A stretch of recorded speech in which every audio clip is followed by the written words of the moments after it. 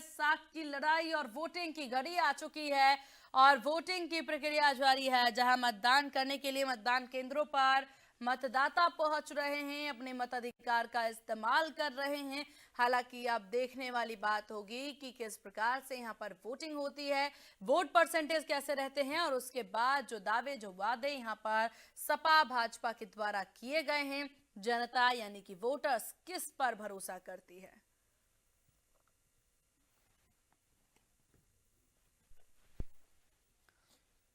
तो ये बड़ी जानकारी उपचुनाव को लेकर के लगातार हम कर रहे हैं साझा।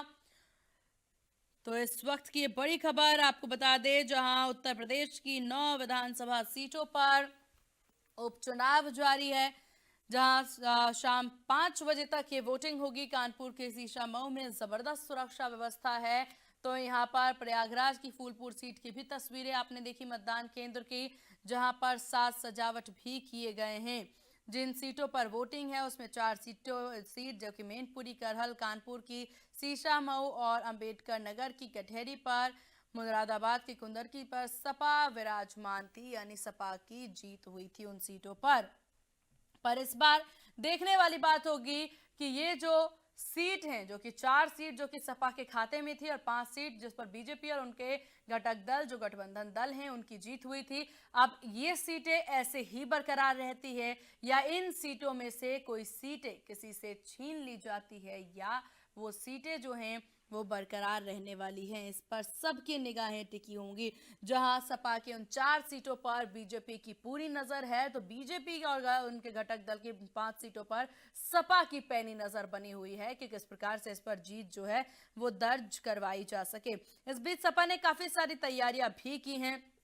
अब देखिए 4 सीटों पर सपा का कब्जा था, 5 पर एनडीए, और वो सीटें किस प्रकार से थी वो भी नजर डाल लेते हैं हम, और क्यों यहां पर वोटिंग हो रही है वो भी समझ लेना जरूरी रहेगा। लेकिन उससे पहले ये तस्वीर आप देखिए, मतदान केंद्र की ये जो तस्वीरें आप इससे पहले देख रहे थे, वहां पर